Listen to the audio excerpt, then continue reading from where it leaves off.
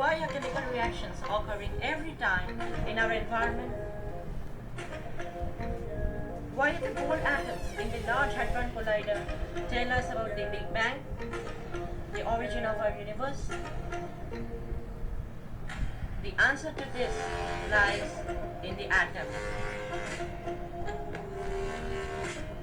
Reactions are occurring every time, everywhere, from the reaction between two hydrogen atoms to the reaction between oxygen and a hydrogen atom.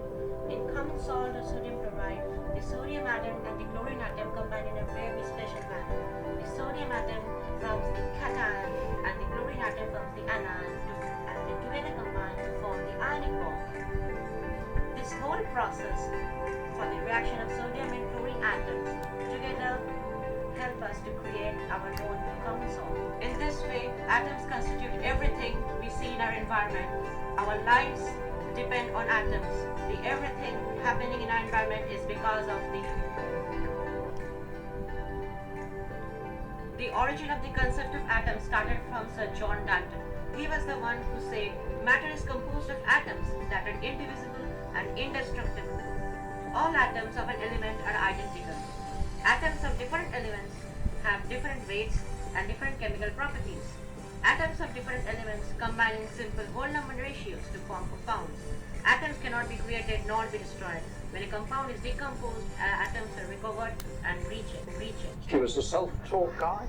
He didn't have much apparatus. He had to make do with what lay to hand. And if you've ever been in England, you'll know it rains. And if you've ever been in the English Lake District, you'll know it really rains. And so what lies to hand is clouds and rain. And so John Dalton observed what was happening and wrote a book, Meteorological Observations and Essays.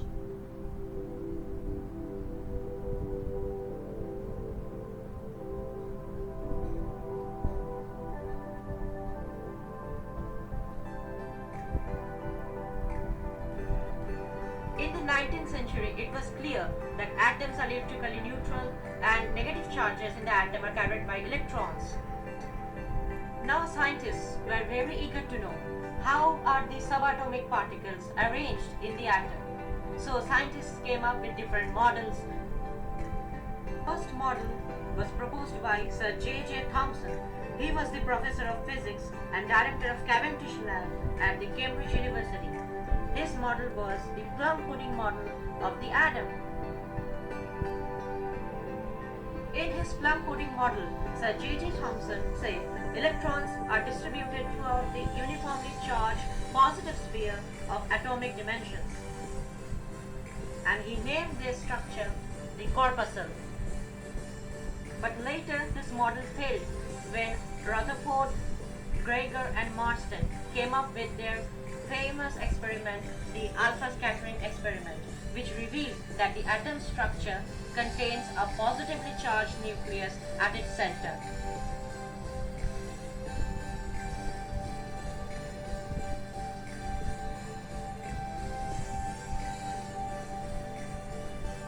After Ernst Rutherford, Niels Bohr came up with his own theory on the structure of atoms. He said that the Rutherford atom is correct. Classical electromagnetic theory is not applicable to orbiting electrons. Newtonian mechanics is applicable to orbiting electrons. And energy in electron is quantized through its angular momentum. And finally, Angstrom's study of the electromagnetic spectrum and Balmer's study of its patterns gave us the famous wave number equation that told us a new way to see the atom, to realize how it works, and to feel how the chemical reactions occur in our surroundings. These scientists have not only gave us a new model, but have told us to explain science in a new and better manner.